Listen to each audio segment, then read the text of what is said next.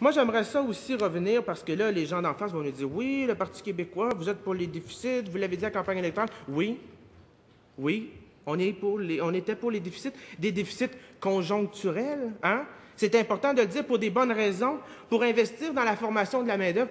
Quand des gens là, qui se présentent à mon bureau de circonscription, des gens qui souffrent d'analphabétisme, qui sont analphabètes et puis qui ont de la difficulté à faire face aux nouvelles réalités du marché économique, où les gens doivent être encore plus formés, une main-d'œuvre qualifiée davantage. Qu'est-ce qu'on leur dit à ces gens-là? Est-ce que c'est le budget actuel du gouvernement libéral qui répond à ces besoins-là? Moi, je me questionne, puis les gens de ma circonscription aussi se questionnent. S'il y a des gens du côté en face du gouvernement qui ont des réponses à ça, bien, je vous invite dans ma circonscription. De toute façon, le premier ministre et les ministres sont souvent dans ma circonscription actuellement, donc c'est peut-être pour propager la bonne nouvelle. Ça me fait plaisir de vous inviter. C'est une belle région, notamment à l'International de Montgolfière cet été. Ça va me faire plaisir de vous accueillir. Mais aussi les travailleurs âgés. Ce qu'on dit à nos travailleurs âgés qui perdent leur emploi, hein, puis qui n'ont pas la formation adéquate pour faire face aux nouvelles réalités. On a besoin de formation de la main-d'œuvre. C'est important. Aller rencontrer les gens, là, des travailleurs autonomes là, dans ma circonscription, des gens des chambres de commerce, des cégeps, des écoles professionnelles, tous s'entendent pour dire on a besoin davantage d'argent dans la formation de la main-d'œuvre. Donc, oui, on est d'accord pour des déficits conjoncturels à ce sujet-là. Vous allez voir que j'aime beaucoup le mot « oui », puis je vais le répéter souvent dans mon discours, parce qu'il faut que, comme je l'ai dit au début, c'est bien de répéter les beaux mots comme ça. Donc, par rapport aux mesures pour le retour à l'équilibre budgétaire, donc dans le projet de loi, il est question, nous devons mettre en place des mesures pour atteindre l'équilibre budgétaire. Bien, on ne sait pas c'est quoi ces mesures-là. C'est le silence radio total. On reporte tout à plus tard, comme la bonne vieille façon du Parti libéral. Et qui va payer le prix de ça? Bien, comme je l'ai dit tantôt, c'est encore nos jeunes. Malheureusement, c'est encore nos jeunes qui devront, en temps et lieu, payer le prix comment je pourrais dire ça? Des laissés-aller, hein, du laisser-aller du gouvernement en place. Donc, on repousse les problèmes. On les pèle en avant, encore sur le dos des jeunes. On hypothèque l'avenir des jeunes, mais ça ne pose pas de problème. Non, ce n'est pas un problème. Donc, si je pourrais terminer en parlant que nous avons une solution concrète pour aller chercher davantage d'argent, mais aussi pour un avenir meilleur au Québec. Puis cette solution-là concrète, c'est la souveraineté du Québec. Parce que, malgré qu'il est minuit moins 10, là, ça se réveille. Là, hein? Donc, là, on va parler de souveraineté. On garde le meilleur pour la fin. Donc, en faisant la souveraineté du Québec, mais on va adopter toutes nos lois, on va signer tous nos traités et surtout, gérer tout notre argent. Le 1 milliard de dollars de péréquation, qu'on ne sait pas s'il est arrivé ou pas, qu'on a pas perdu, on ne sait pas, durant la campagne électorale, avant, après, bon, bien là, ça serait réglé, il n'y aurait plus de problème de péréquation. On n'aurait pas à s'ostiner sur le fédéral. On n'aurait pas à voter en tant qu'Assemblée nationale pour des motions sur l'assurance-emploi pour donner davantage d'espoir à nos travailleurs qui perdent leur emploi parce que la crise économique fait face.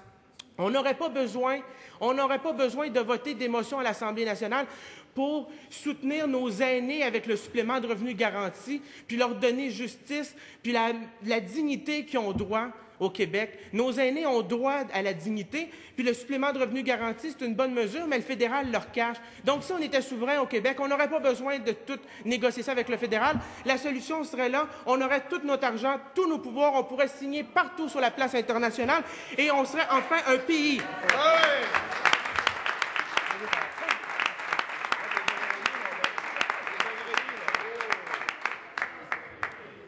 Puis moi, là, j'aimerais ça aussi, là, revenir sur quelque chose. Il faut se poser la question... Un instant, monsieur le député. Un instant, s'il vous plaît. J'aimerais avoir votre collaboration pour laisser le député de Saint-Jean terminer son intervention dans l'ordre, s'il vous plaît. Continuez, monsieur le député. Mais moi, j'aimerais revenir à une question de base. Pourquoi le projet de loi 40? Hein? C'est une bonne question, moi, je pense, puis il faut se la poser. Là, on va nous dire, c'est à cause de la crise économique. Hein? Mais c'est drôle, durant la campagne électorale et avant, le gouvernement libéral nous disait, Il n'y en a pas de problème hein, au Québec en économie. Il n'y en a pas de problème. Mais tout le monde était conscient des problèmes économiques, sauf le gouvernement libéral. On peut se questionner où était le gouvernement. Est-ce qu'il avait les yeux ouverts? Est-ce qu'il était trop concentré à avoir les mains sur le volant? Il fallait qu'il regarde dans le pare-brise de la voiture en avant, qu'est-ce qui se passe? Est-ce qu'il y a des trous sur le chemin ou pas? Donc, ben non. On sait c'est quoi la réponse. C'est que le gouvernement était trop occupé à préparer sa campagne électorale. C'est ça l'affaire.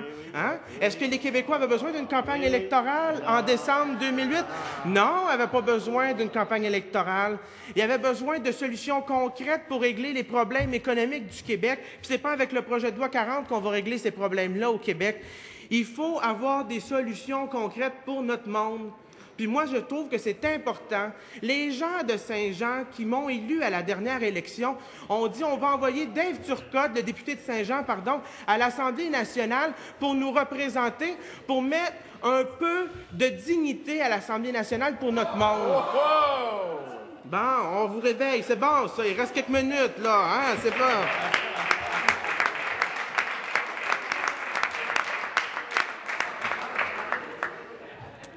Mais là, au projet de loi 40, là, on dit que le ministre des Finances, il doit nous présenter des objectifs, des déficits décroissants seulement qu'en 2011-2012.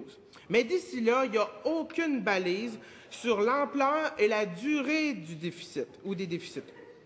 Fait qu'on est loin du projet de loi sur l'équilibre budgétaire de 1996, là, où je vais vous citer, là, je pourrais reprendre mon texte, mais je vais juste vous dire quelques mots, là, des expressions choc, là, pour vous faire comprendre, Madame la Présidente, et nous aussi, nos collègues, on utilisait des expressions « faire rapport »,« présenter un plan »,« appliquer des mesures ».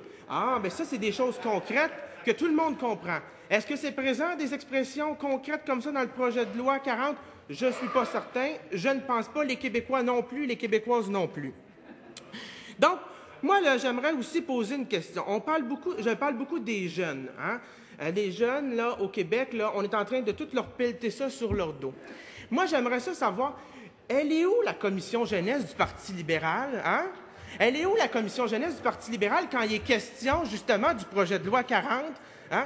On aime ça, le parler du Fonds des générations, puis bravo au gouvernement libéral. Mais là, quand on parle du projet de loi 40, je ne les ai pas entendus. La commission jeunesse du Parti libéral, est-ce qu'un de mes collègues les a entendus? Je pense pas, moi.